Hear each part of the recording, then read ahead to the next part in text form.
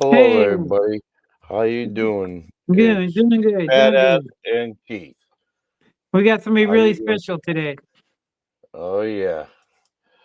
Um, we want to say hello to Eddie Fay. He's in the chat right now. Eddie, I sent you a message on the chat. Send me an email. My email address is on the bottom. I'll get your email address that way, and if you can include your phone number, I appreciate it. But right now, I want to bring up some we know from his And site admire. BCRich, and from Ben's channel, who's the co-host for with the album covers on Monday night, and he's a good friend of us. Our is Rob, otherwise known as Dark Rob. Mm. Here we go. Hey, good morning or good How you doing? afternoon, depending on where you all are, and hope you're Good doing well. morning. What time is it where you are, Rob? Bucky? Same as you. So I am noon in the Mid Yeah. Atlantic on the East Coast, and you're Yeah. noon in New England on Yep. the East Coast. Yeah. Okay, So, I was just double checking. yep. At So 9 officially, o'clock. When we were in the back, you said you were getting a beer, so that's a little early in the morning for it's a beer. brunch. It's brunch, and I've been up early today, so I'm Yeah. doing Well, it well, brunch. I could see it because I worked third shift. To me, it You was got be it. like night, so other people might think it's different. Sunday So, don't matter. Nope, yep. it's a holiday. Every Sunday's a holiday. Yeah. So, we also have, that's we put your link in the chat there. Offbeat Guitars. Yep, That's that's my channel, to Dark Rob's channel. my little Anybody cozy wants bass to channel. know? So, how's everybody doing out there? And it's good to see you, Rob. So, Yes. where do you want to start with your journey with your So guitars and stuff? I started playing bass when I guess I was 14 in 1985. A lot of my friends had like older brothers that played guitar. I was really kind of fortunate. I hung out with a couple kids in a neighborhood where everybody's older brother played guitar and everybody's older brother was actually pretty good at it too. So all of these guys had guitars hanging around and I kind of talked to them and stuff and I figured out, if everybody's playing guitar, but there's the bass. If I can get a bass, I should always have a gig. No one wants to play it, but everybody needs one. So it was kind of a real strategic decision on my part. So I kind of pestered my mom, and I was really fortunate because one of my dad's coworkers, his son ran a recording studio up in Scranton, made famous or infamous by The Office. So he ran a guitar studio at a place now closed, a music shop up there called Gianetta's, and he had a studio. And he's like, "Yeah, we have basses." So he was able to get me kind of a sweetheart deal. And this isn't the exact bass. I still own the first bass I ever owned, and then I bought a bunch of other ones. Yep. This is one of them I bought during COVID. These Oh, are cool. PV Foundation basses, Oh, and yeah. this is what I learned on. I still have the one I learned on. I have too many of them now. I have four of them. Nobody needs four of them. They have these really slick PV ferrite pickups that have a really, really unique tone. Wow. Basically, it was PV's answer to a jazz bass. Yeah. These have the tilt screw, which makes neck adjustment really easy. Yep. And they have a really, really, really slim neck. So starting out as a player who had, not those John Entwistle pie plate hands, Yeah.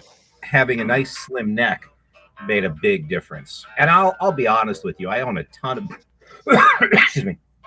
I own a ton of basses. Yep. But if I had to do it over again, I probably would have just stuck with the first couple I had because I'm so comfortable with these because I've played them for like 40 years. Yeah. And nobody needs to own four of them. But sadly, I do because they were super cheap during COVID. I think I'll do a video. I've never seen anybody do a video on these, doing like a setup and a kind of maintenance check. So I'm thinking of doing one because this bass I bought during COVID and it just needs fret polishing and restringing and stuff. So Yeah, I think that Yeah. would be pretty cool. don't forget Charles Green has actually gone back. I heard he's playing a lot more bass. Yeah, which is interesting. Well, he started out on a bass. Which I did not know. No, nobody knew. Oh, I see Eddie Fay in the chat. Yep, we got Eddie Fay in the chat. Hey, Eddie. Yep. I thought about drums, but I didn't think I had like the physical endurance to do drums. Hey, Zach, what's going on? Nice seeing you yesterday. Hello, Zach.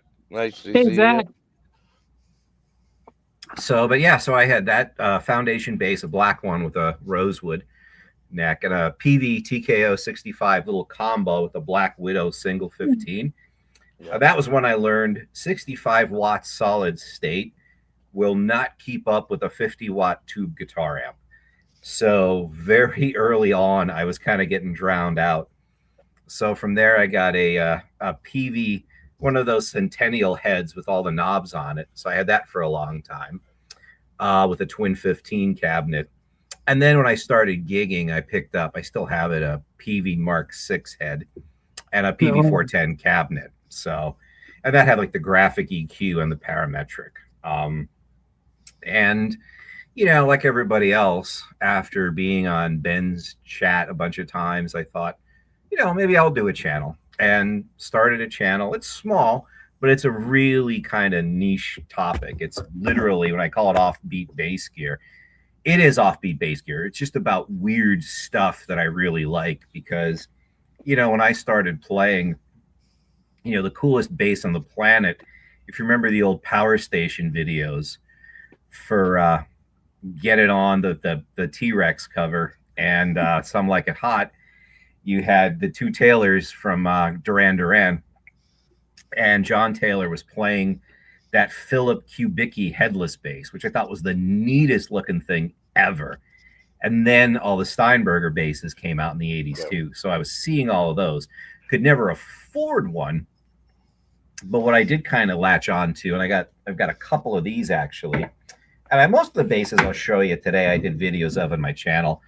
I caught onto these things, which are essentially Hohner's copy of the Steinberger. And they're really super affordable because you couldn't even, I knew one guy who had a Steinberger where I grew up, and he had to go all the way to Philly for it. I mean, no dealer in my area could get a Steinberger dealership because the buy-in was crazy high.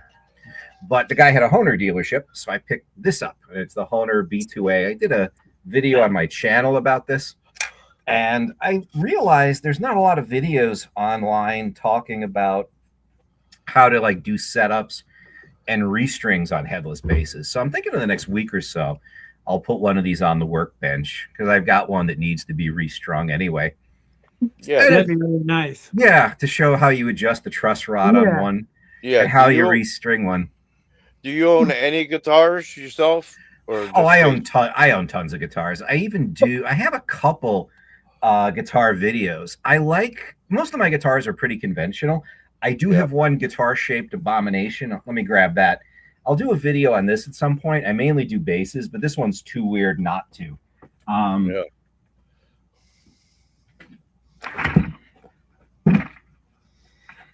It's this little gem, the PV Mantis. Oh, that's pretty cool. I got this when Sam Ash was shutting down, along with a lot of gear. But it's the PV. Cool.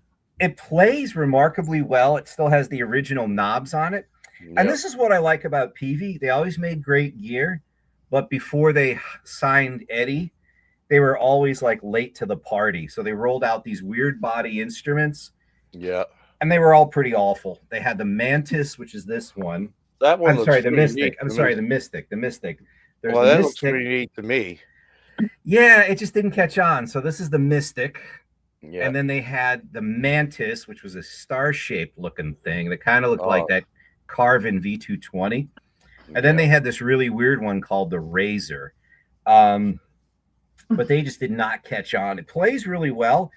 It has some kind of weird proprietary tremolo system that probably is impossible to get parts to. So that doesn't help. And this is what I love. Interesting shape for guitar. Interesting is one way of describing it, yeah. And what I like about this is the argument between, like, 22 and 24 fret guitars, do you want the 2 octaves? 23 frets. I love it. Split the difference. 23 difference. frets.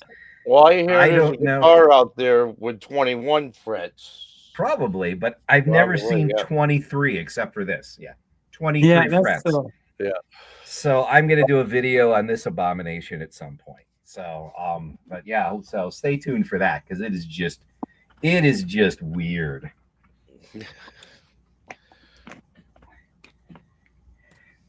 So, but I and, just thought I'd ask, but oh the yeah, one no, I thing, got it. it's like, everybody with guitars, Yeah. they need another. You're with bass, the same thing. You need another. I probably have almost, well, I don't have as much guitar gear as bass gear, but I have a ton of guitars. That's probably the weirdest guitar I own. I bought a nice black American SG off of Phil McKnight. Actually, he was selling it a year or two ago, and the buyer backed out. So he's just like, "Hey, anybody want an SG?"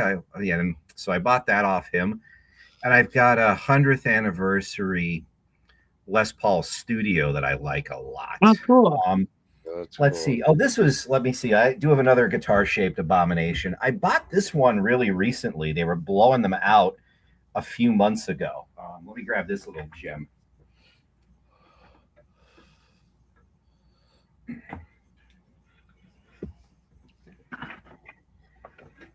I ended up getting this for $300 shipped. It's one of those Squire Paranormal 12 strings, and it actually it plays really, really, really well, and it sounds really, really cool. I played, and I used Ibanez Hollow Body 12 at my local Guitar Center, and the Guitar Center's tiny, so stuff sells really quickly. So I went back a couple days later to buy it, and it was long gone. And then I saw these on Reverb had them for like $300 shipped, and they're supposed to be demos and blems. Yeah, nothing wrong with it. These were brand new, so that almost looks like a Jazz Master, if I'm correct. They're modeled on the Jazz Master. You see the two big, monster-sized single coils. But I always liked electric 12s, and it's actually pretty playable. It's much more playable than an acoustic 12. I can say that. And I guess to complement the 12-string,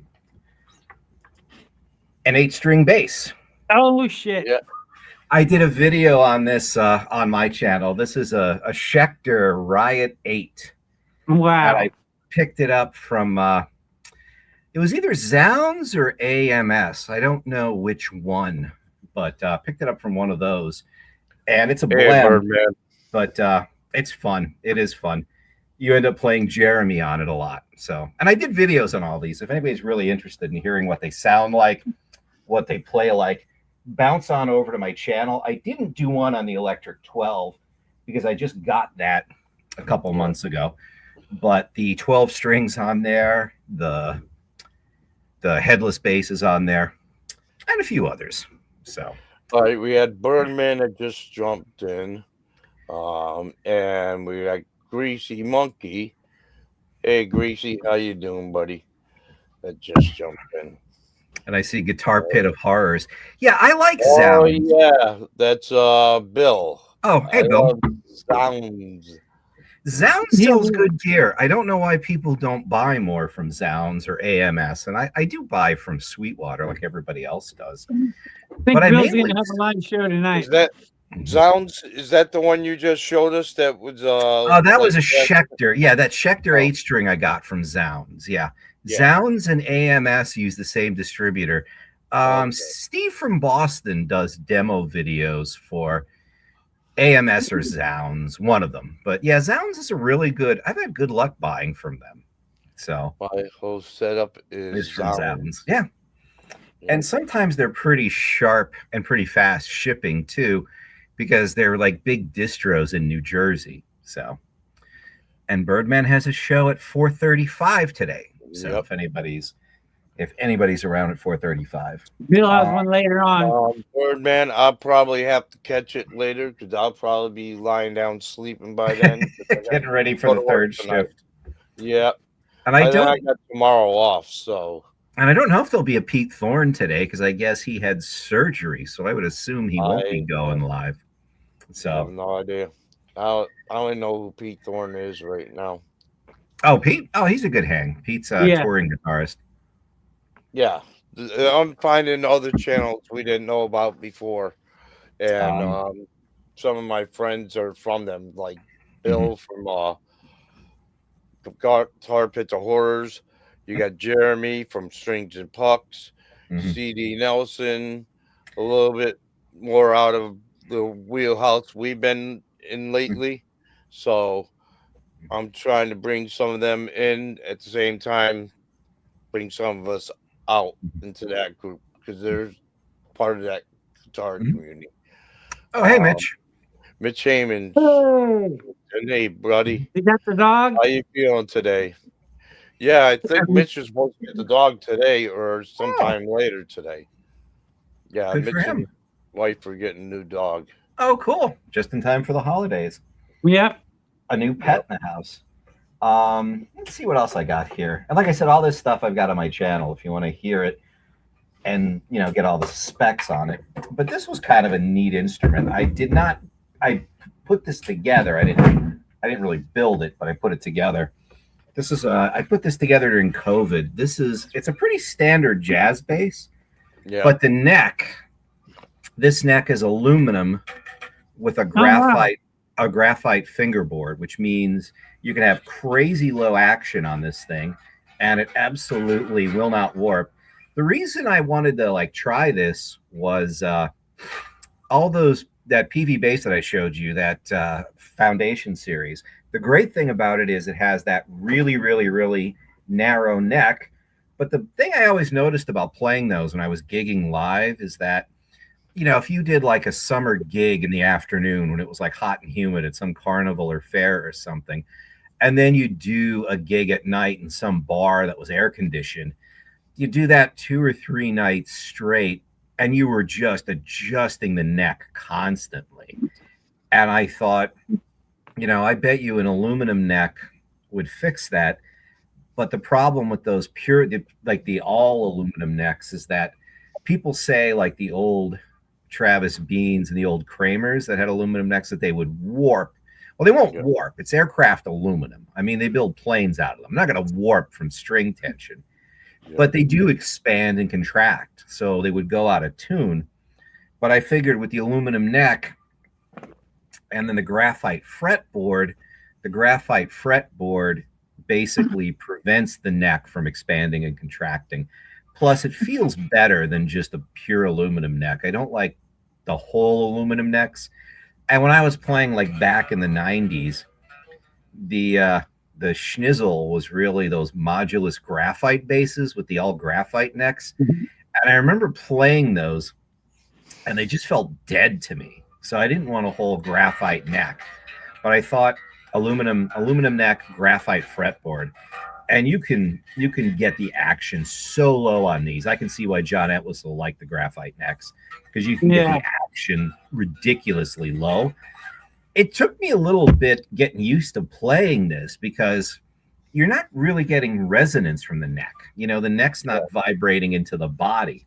So for a while, I was really hammering this bass until I realized, the pickups are picking up the signal fine. It's just that the body's not vibrating. So once I kind of got used to that, I kind of was like, okay. But I put this together. The neck was made by Illuminati. That's why you get that little A in there. Oh, wow.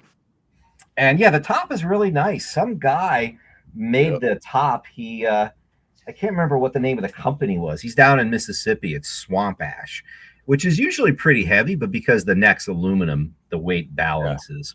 And it's the only bass I have with locking tuners and stainless steel frets. And I can honestly say no bass needs locking tuners or stainless steel frets. It's like these are features that add to the money, add to the costs, but I don't think they add a lot. Maybe on guitar, but I never had a problem with strings slipping on bass because you jam the holes in the post. Yeah. You know, you don't wind them around the post like a guitar. But that one's kind of fun. No, And the one I have, you kind of do. It's got the slot going across, Mhm. and you still have to turn it and twist it. So, and then you put you put the string in the middle of the post. I did a video on a PVT 40 bass that I bought a few months ago, and I put the video on there. And the guy who had it before me, it was sitting in a pawn shop, and it was clearly owned by a guitar player because he had wound the strings just like a guitar player would. And I was like, this is the universal sign of a guitar player who got stuck playing bass. This is the bass player who'd rather be playing guitar. And it was pretty beat up. And I was like, the guy who sold it is like, I just need to get rid of it. It just needs a setup. It'll be fine. And I got it. I got videos of it. I got it, and the neck was like ski level. The frets were disgusting. And I'm like, oh, I hope this just needs a setup because this could go really bad. And there's no returns on this. And yeah, I got it on the workbench, and 90 minutes later, it was playing like a dream. And I was like, oh, awesome. Wow. Yeah, so it worked out perfectly. So the guy did know his stuff. Yeah. Yeah. So that made it worth it. Yep. Oh, thank you, Guitar Pit of Horrors. I appreciate that. I'm trying to think some other weird stuff I have here. I did a video on this. Yep. This bass is kind of a neat story. Like I said, I love headless basses. This was made by the guy. There's a luthier. He passed away a couple years ago. A guy named Dave Bunker. Yeah. And Dave Bunker made this thing called the zero tension neck. If you see that little hole there on the neck, it's almost like a retaining screw. And he called it the zero tension neck. I don't know how, like, you either like it or you hate it. I was really expecting this bass to be a nightmare because I literally almost bought this bass back in the 90s.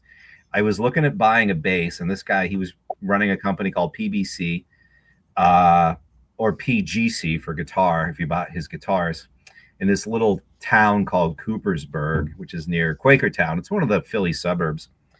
And I was going to grad school near there. And I drove by the place constantly.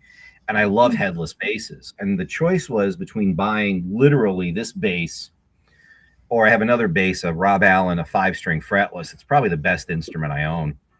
And I passed on this bass. So I thought, well, I'm going to get the Rob Allen. I can use a 5-string fretless more than I can use this thing.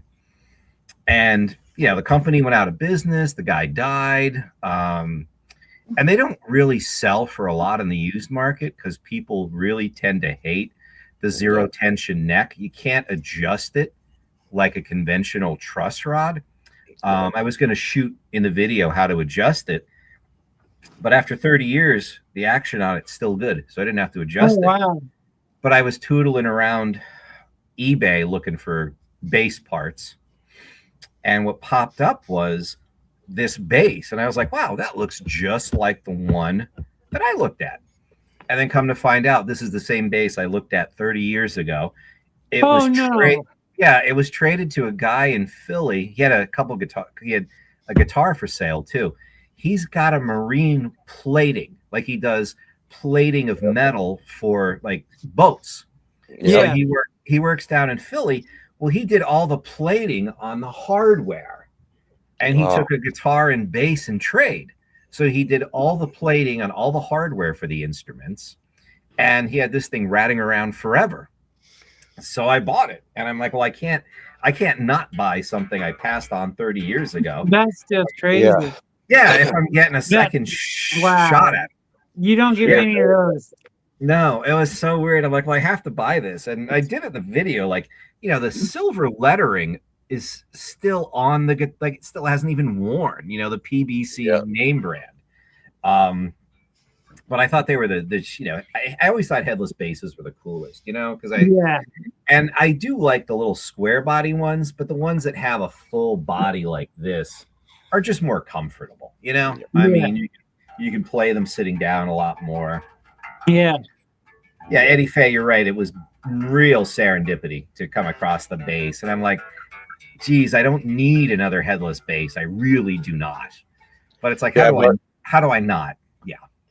by the way, Jeremy, thank you for showing up. You're not late, so it's okay. If you had a show on this morning, I'm sorry I missed it. I dozed off on the couch. I was lucky I woke up about 10 minutes after 11. So, But yeah, I definitely think that bass was meant to be. And I'm trying to think here. But yeah, most of my guitars are pretty. Oh, yeah, this is the Pearl Harbor anniversary. So if you see flags at half staff or half mast, if you're near a naval base. yeah, thank you for reminding us, Birdman. Yeah, for the whole weekend. I was reading an article about that today. There are only 13. There are only 13 survivors of Pearl Harbor still alive, and none of them are healthy enough to attend the wreath laying. Yeah, I guess the wreath. It's still a wreath laying, even though they're putting it in the water. The wreath laying at the Arizona Memorial. So they this is the first year they won't have anybody there. So that was kind of sad. And you think of all the people. I think there was something like 40 or 50,000 people that were considered veterans. yes, Eddie. The day that will live in infamy. Just like today's show, the day that will live in infamy. We got Dark Rob on. Or the day that Ben went off on the UPS driver in his yard. Another day that'll live in infamy. Well, the one thing is, don't you forget when we were talking about you on December 7th, you know, like this. Oh, yeah. Pearl Harbor Day. Okay. Yep. Got it. Sort of fitting. Sort of fitting. So, yeah. Yeah, no, that fits into, we do a Monday night hang on Ben's channel, Canucks with Guitars, that we do bad album covers. And as near as I can tell, most of the album covers are shot by serial killers, because I'm very, very convinced most of these people are sociopaths. So. But let's see, I'm trying to think what else I got around here. This is a bass I think I'm going to do a video on soon. I got this from Chicago Music Exchange. The real thing, why would you want them to relive it over and over again? I don't know, Eddie. Well, I think the idea is that you're not going to have anybody who have firsthand memories anymore. So, well, the one thing is, my grandfather was in World War II as well. He was on a destroyer. He was an electrician. My father worked for the Army Air Force during World War II, actually. So, but this is, I'm going to shoot a video on this. This is a Focus Kramer bass from the 80s. Oh, wow. Yeah, and it's one of the first basses I ever saw where they did this weird, instead of doing a humbucker, they did two jazz. You see this on basses pretty often now, but they had two jazz pickups wired as a humbucker with a P bass pickup, and then a 3-position and a coil tap. So I always wanted, when I was first playing, the coolest basses, the only basses cooler than the Philip Kubicki's were those giant Explorer basses from Alembic that John Entwistle played. Yeah. The ones that were curly maple with all the knobs and controls. And they were like $13,000 40 years ago. So not something I was ever going to own. And I was always looking for a good Explorer body bass that could kind of do that. And I found this on Chicago Music Exchange with the case. That's perfect. Yeah, and it was not too big, not too small. No. And it was like $450. It was like $450 shipped, because they just don't hold their value. I think they'll be valuable in the future, but it's just a lot of fun. So I think I'll do this. And since I don't make any money on my channel, I can run through like the real me, the whole Who thing, and not worry about a copyright strike. So, but it's a real neat instrument. Like I said, the Kramer basses from the 80s are usually pretty awful. Like, they're known to be pretty crappy basses, but this one's actually a really good player. I'm quite happy with it, to be honest with you. Well, as you know, Rich, I have two basses myself. One's a Glary, and the other one's a Squire jazz bass. Squire Which makes great stuff. I mean, Squire, you could gig with the Squire jazz bass. You really could. Well, I mean, you seen it, mhm. didn't you? Yep, Yeah. I have. When I put the strings on it, I'll find out. I got the GT 1000. Oh, they're neat. Yeah, that effects processor. Yeah, Yeah. I think that I gotta test it, but I think that'll be able to. It's got a tuner on there. Maybe it'll be able to. And you help could me use tune the most bass. of those. You could use most of those presets on bass. I have, I have to in my stable of things to do videos on, but I have an old ART night bass from the 90s. They were like super expensive when they first came out. Oh, Eddie Fay, he had two early in his career, he used a Rick, and like everybody else, he grew to hate the Ricks. So he had two precision basses, one with a rosewood neck, one with a maple neck. And he ran those basses into I have a he used phaser, but he used a little bit a phaser almost like a chorus. So he had a phaser on a lot of his basses. If you listen to Dancing in the Moonlight, you can really hear the phaser. And he used to use an acoustic 360. Then he got these really cool amps late in his career. They're hard to find in the US. They were called Dynacord, and they were really cool. He used those. I always thought Phil Lynott was overlooked as a bass player. I mean, he was a really tasteful bass player who did some really neat stuff, and great singer too, and a great songwriter. But yeah, he had the mirror pickup P basses. He had two P basses, and then when Fender started making crap in the late 70s, he switched over to play. He was playing Ibanez's for a long time, like Ibanez P basses. But the P basses were what he was known for.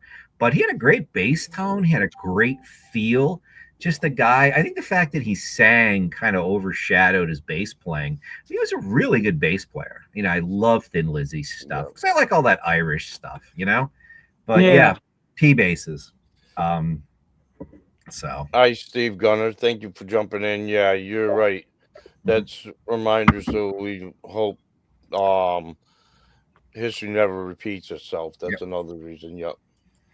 Yeah, Eddie Fay. There's so many great Thin Lizzy songs that people have never heard, like anything off of the Black Rose album. I mean, if you listen to S&M, has got some great phaser soaked bass on it too. That was the album that he had Gary Moore back for. But yeah, the Dancing in the Moonlight. I'm trying to remember. There's also some other neat stuff. Like they did a cover of Rosalie by Bob Seger that's really cool on their earlier stuff. So, but yeah, I was in a band that we used to throw some Thin Lizzy out, and people just had no idea what it was because we used to do Jailbreak and Cowboy Song, and we would have people come up and be like, "Oh, I never heard AC/DC's Jailbreak sound like that." It's not AC/DC, but thank you. So it's like, yeah, we better drop that from the set. So I actually have a pedal board that has a Phil Lynott preset that I've actually never really dug into because the only preset you need is a phaser pedal. I had a nice Phase 90 that I burned out because I like using it. It's nice and simple. It's only got one knob. So I didn't know what to do with the chassis. I'm going to shoot a video. I'm turning it into a clock. So it's going to be an MXR Phase 90 wall clock. So look for that. That would be good. Yeah. I try to rebuild it, huh? I sent it to the guy. I got the pedal modded by a guy called Alchemy Audio. He modded a bass overdrive pedal for me, a Boss bass overdrive. And he did such a good job on that. I sent him my Phase 90 and my Tube Screamer. The Tube Screamer still works. I burned out the phaser and I sent it back, and he goes, all right. He goes, I'll take a look at it. I'm not promising anything, but I'll take a look at it. And he said, yeah, this is dead on arrival. He said, I don't know what you did to it. You fried it. I got it used when Sam Ash went out of business. When Sam Ash was shutting down, they had so many good deals. I always wanted another Twin 15 bass cabinet, but they're crazy expensive to ship because they're heavy. They sold me one for $100 with free shipping. I'm like, so okay, I'll buy that. It was like 80 pounds, the damn thing. So, but Yeah. Oh, Showdown's another good song. Sorry, I didn't realize we're going down the Thin Lizzy rabbit hole. That's a good one. Did What's you see another where one? you probably heard where the office was still getting a bill from some storage company, and they went down to see what it was, and it was all filled with equipment and said all kinds of stuff like their songs around the boxes and Vietnam and stuff like that. That's pretty crazy. You know who did a couple videos like that? Oh God, I can't think of his name. He's friends with Phil McKnight, and he has that Zim's Guitars.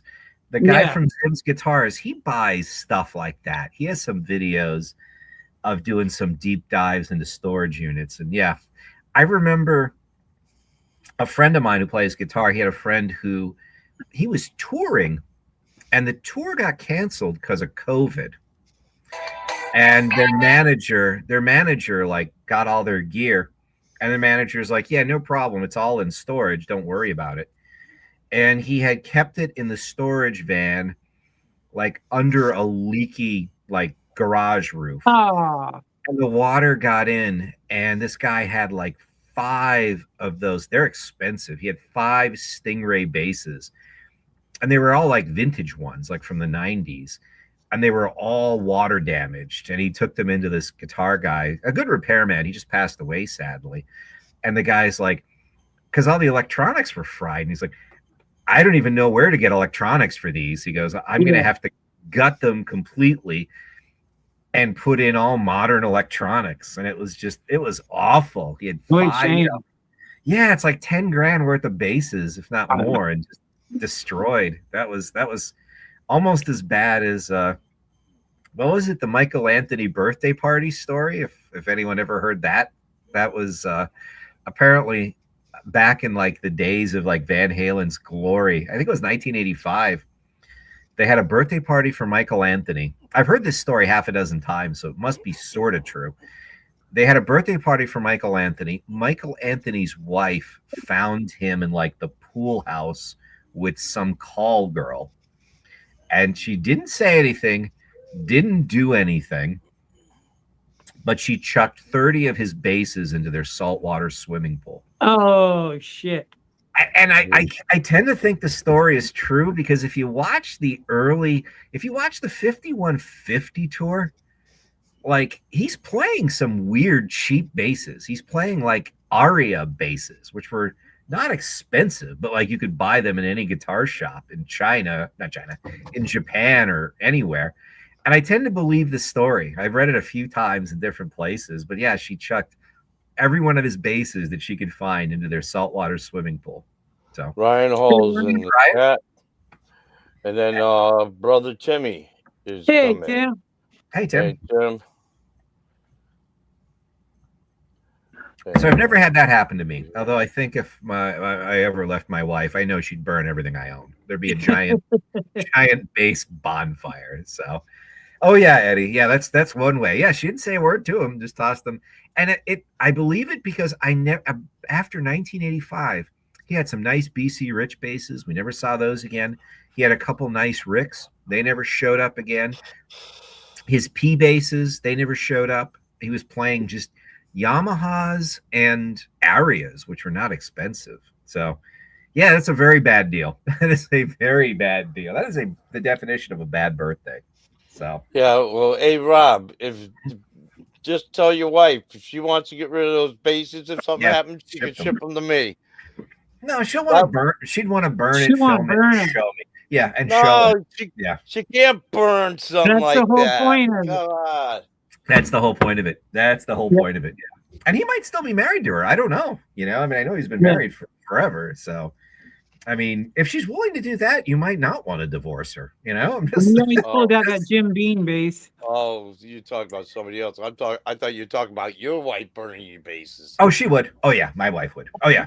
Oh yeah. If I left her, yeah. Mm-hmm. No doubt. Oh, If The you Jim left her, Beam. yeah. Yeah, I the don't think Jim. you're gonna leave her though. No, no one else would have. No. He No one likes else his would have bases me. too much. And I like my bases too much. So I think the Jim Beam bass is in like the Jim Beam Hall of Fame. I know they've said that he's had a couple of those made.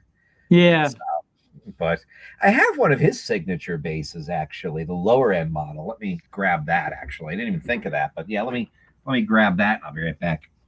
Yep.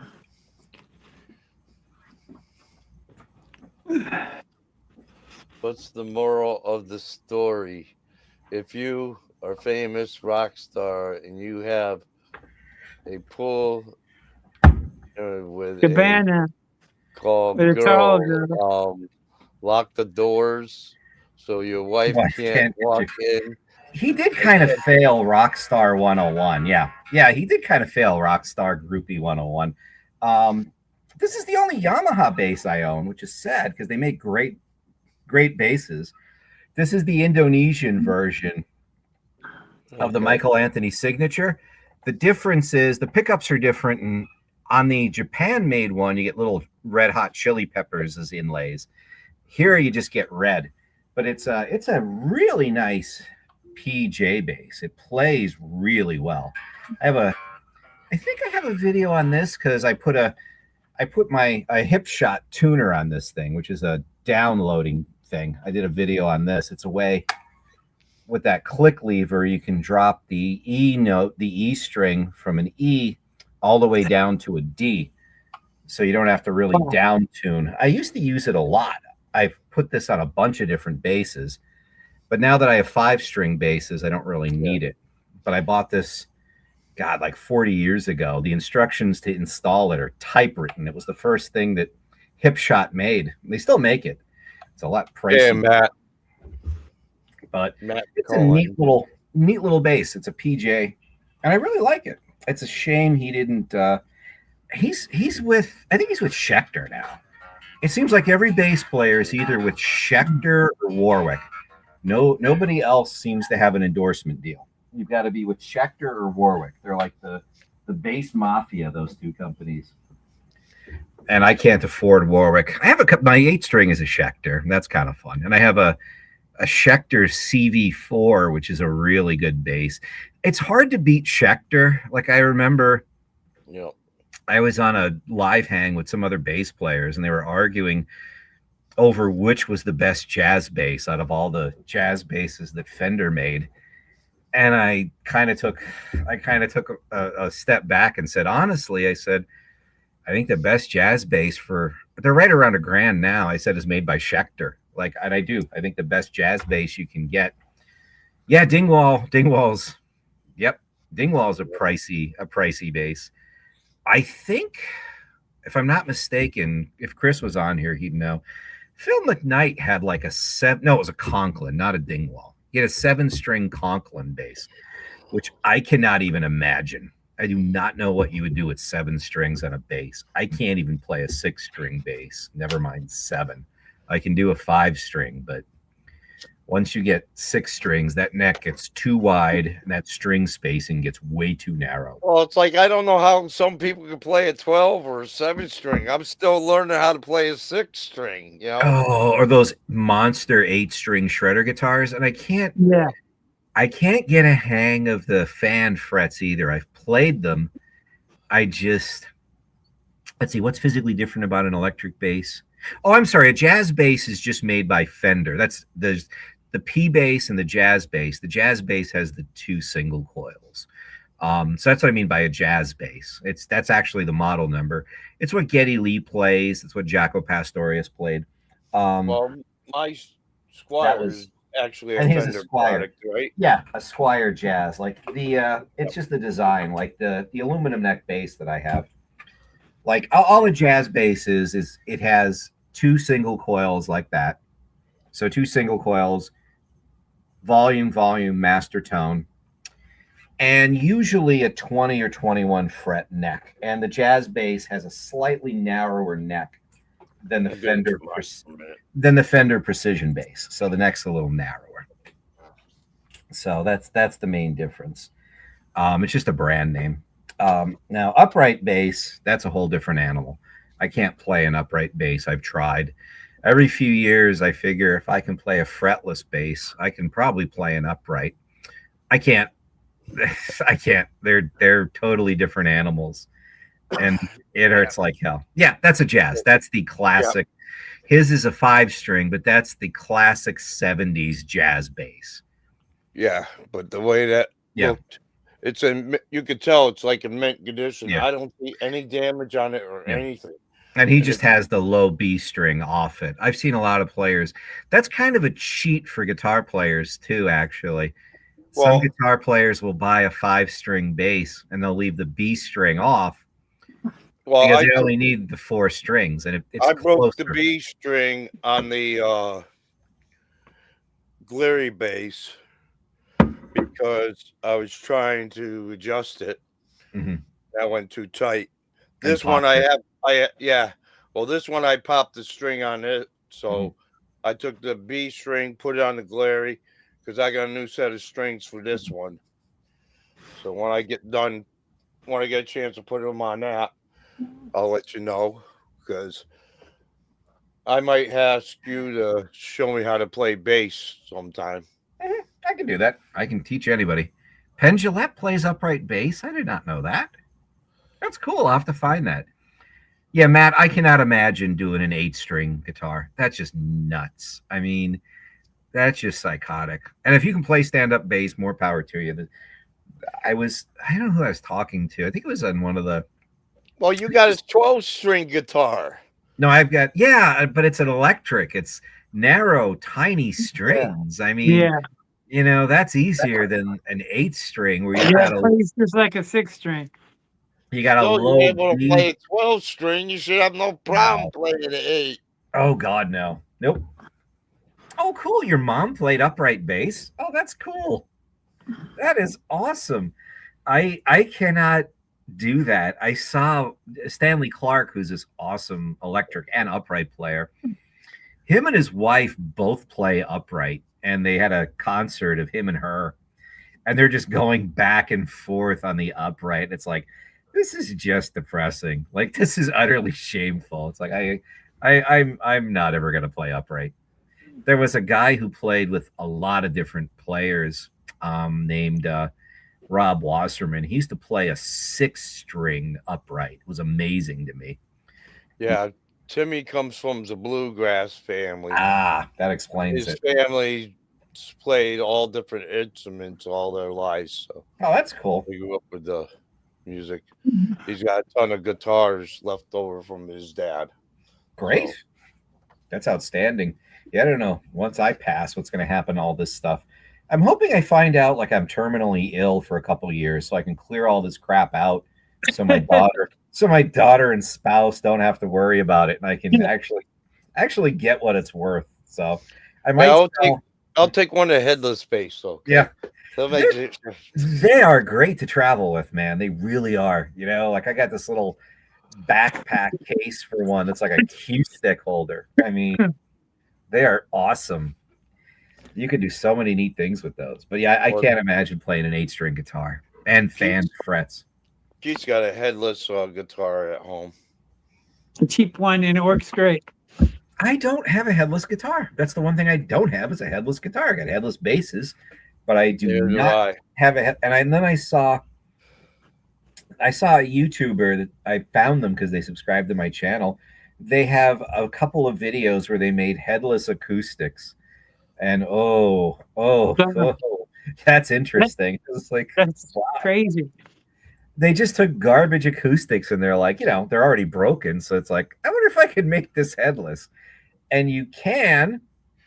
I just don't know if you should. Yeah. I have a headless guitar player. Just for Halloween. Oh, God. Thumping those upright strings. Yeah, I've seen guys do that. That looks so painful. Like, my hands kill me after 20 minutes on an upright. Never mind that. Drums that slamming off the fretboard.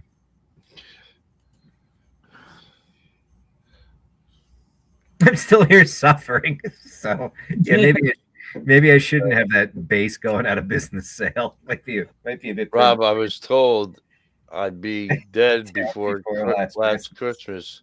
I'm still suffering. And Rob, we're gonna have him next Sunday on the 21st. Mhm. Well, not the 14th. We're having him on Who's Sunday, the 21st. Charles is the 14th. Oh, cool. 21st, we are having Timothy to Oh, celebrate. He made it to Christmas to laugh in his doctor's faces. Great. Cool. Timothy's a great, strong guy, and he's gonna make it through for another couple of years. What's the saying? Living well is the best revenge. So kudos to you. Yep. So kudos to you. Pretty much Brain dead all the brain time. dead all the time. I'm trying to think. Like I said, I don't have a ton of really neat guitars. Most of my guitars are pretty average. I do have. Let me grab this. This is kind of fun. I got this off a guy. Everybody was poor during COVID, so you can make good guitar deals. But this one's kind of neat. 1 second. Hey, Faye. I didn't get function on headless I got instruments. even a cheap little It one would tuned too. seem to over complete the tuning mechanism. Oh wow! Yeah, this is a Korean-made Les Paul Black Beauty with the Bigsby. This is, I think, That's from right. Yeah, this is from 2001, I think. Oh, Is that I a got Gibson? That's cool. No, it's an Epiphone. It's an Epiphone. It's not a Gibson. Epiphone? I could Oh. never afford a Gibson. I bought this off a guy during the start of COVID. He was flat broke, like everybody who was a working musician. Cool, And Matt. I changed the pickups.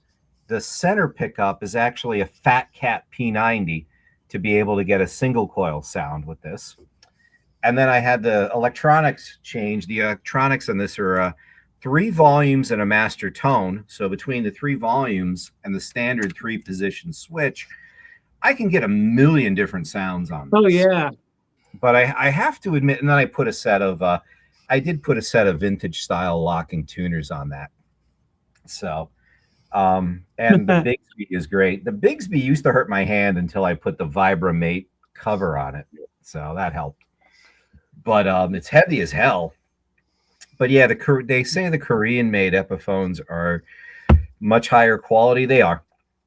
Because I have a couple other more recent. I have one SG Epi. I bought it to see if I would like an SG. That's what I used to do when Epis were cheap. I'd buy the Epi version. If I liked it, then I'd get the Gibson version and sell the Epi. But I have an Epiphone SG. Then I bought the Gibson SG off of Phil McKnight. But now Epiphones are so expensive, can't do it. But the Korean, this is the Korean one. And the Chinese made ones are just not great. They really are not. So, Yeah. But this was really good. And even the electronics were surprisingly good on this. Well, yeah. Well, I got my Les Paul for Sweetwater, the Viper Blue, just early this year. So that's really nice. I got to play a little bit more often. Guitar Pits of Horrors, Bill says, I love headless for recording. Small size would be great, not to be bumping into the crap all the time. That's why Geddy Lee played a Steinberger. Like Geddy Lee never really thought the Steinberger had great tone, but he said when he was going behind the keyboards, it was awesome. So he played a Steinberger on Power Windows, and I think the Wall was on most of Power Windows. I think he used the Steinberger for most of Grace Under Pressure, and I think part of Signals. But he loved it because you could move it around so easily, and then he went back to the Wall. But and I saw a comment earlier about like the tuning. I think just the opposite. Like my headless basses stay in tune better than any of my conventional basses. And I mean, the mechanism is I've got, 2 different kinds of tuners on the headless.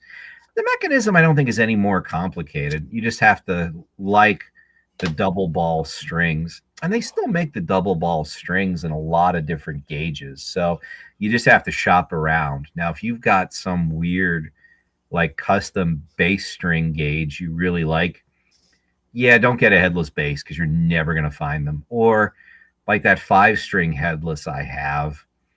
It was hard to find strings for that. Like if you're going to get a headless, I think stick with 4 strings. I never owned a 5-string headless until that one. And it was hard. I ordered 2 sets of strings from Sweetwater. They only had 3 sets in stock. And one had to come from Arizona, one from Indiana. So, well, check out this, Rich. One of these comments here. Hey, Eddie Faye. Eddie. Hi, Eddie. I thought about getting one at a time must because they may have very light. That's the only reason. And then Eddie Faye replies, hey, Mitch, sure, but a classic the aesthetics of it. Oh yeah, the headless basses. speaker. Yeah, they're not pretty. I always liked them though because like I think the guitars look a little weirder than the basses, but to me they always looked like like a rifle you'd see a stormtrooper carrying. I like what he says here. Or like a classic motorcycle or a beautiful woman. Well, now I see. Now I think my headless basses are beautiful, but I am in the minority there, and even I don't like the fan fret headless guitars. Oh, that double neck Rick must have been a nightmare. That was double neck bass and 12 string. Yeah, that thing must weigh a ton and be impossible to keep in tune. Besides, chambers of guitars are lightened up, so there really no need to do that and run it into the toy. I don't know. Now that I'm getting older, like I used to laugh at people who complained about how heavy PVT 40s were. Now that I'm older, I don't like playing the T40 for more than 20 or 30 minutes. And I weighed mine. I've got 2 of them. And they both weigh a little over 12 pounds. So they're not crazy heavy for a T40. Yeah. But they're freaking heavy. I'm starting to like the idea of weight relief guitars. Well, that's like some people talk about. Excuse me for a minute. Gibsons. They say they're heavy. Even Fenders are heavy compared to some of the other guitars. My Epiphone is a little heavier. I don't know what it weighs than all the other guitars I have, but I don't let that bother me. Where some people say, "Oh, this guitar is too heavy," because of the name brand. I would like to have a Gibson or a Fender sometime, but I have. Oh, go ahead, Keith. It's almost 10 o'clock. Okay. Yeah. It's almost 1 o'clock, Keith. Sorry. In Keith's world, it's 10 o'clock. I gotta relive all this again. Oh, Keith. Yes, we're gonna put a link. That's what he was reminding me to put a link in the chat for anybody that wants to join us for the private chat afterwards. You are more than welcome. Thanks so much for coming on, Rob. Always happy to do it. Thank you very much. That was really cool of you. Having such a lot of good time. Information. It's just amazing. Thank you. And everybody have a good holiday. If I don't see you guys, everybody have a really good holiday, and I'll talk to you again. My guitar weighs having a show tonight too. Any more than M16 or M14. Way more than an LP. Way more than an LP doesn't mean we need to change it. Yeah. I want to thank everybody that came today. It's really cool of you. I'm gonna go hide in a hole in here. Real quick. I'll be back if anybody wants to hang out and talk for a little bit. Hey, Bill. That's the guy that's better, man. You got a show tonight? Yeah. Hey guys. Yeah. Hey. Yeah, 10:30. Yep. 10:30. Well, I'll have to watch replay, but I'll look forward to it. You'll be working. Well, tonight's your last night of the weekend. That's actually tonight is my last night. Yeah, but that's the time I'm getting up because I got to be in at 12. Thank you, everybody, for coming and checking this out. Yeah. It's great having Thanks. Rob here. Check this out. Nice seeing Bill. Check out his Like show I said, tonight. and I'll turn around, paste this one last time. Anybody wants to join us afterwards, appreciate it. For the hang. Munch, it's nice to see you. We'll catch you guys later. Rich, thank you for coming on. We're gonna definitely have a part 2 with you because you got so much information Well, and thank you're you. fun. And you didn't bring the darkness today, so I was trying to be more upbeat. Yeah, I save the darkness for Ben. yeah. Well, once in a while it's okay to bring it here. Yeah. But we're gonna go. Everybody have a good night and good afternoon, and we'll see you later. Be safe. By the way, check out these channels. I just had to move some stuff the other way. I'm going to try to so catch Birdman's show at what, 4:30? Did he say? 4:30, yes. Okay.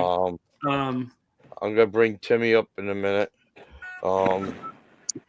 Watch Charles Green, Ben Coons, Searching for Tone, Bill, Guitar Pit of Horrors, Jeremy, Strings and Pucks, Laz, Valerie, 012, Ubi, CD Nelson, Stephen Quinton, Jay Allen, Terry Shreds, Brandy Miller, Joe West. Don't forget Baby Boy Mulligan's show. And anybody I forgot, I'll get them on the next time. But you have a great day, and thank you for joining us. And till Monday night at 5, we'll see you. Be safe.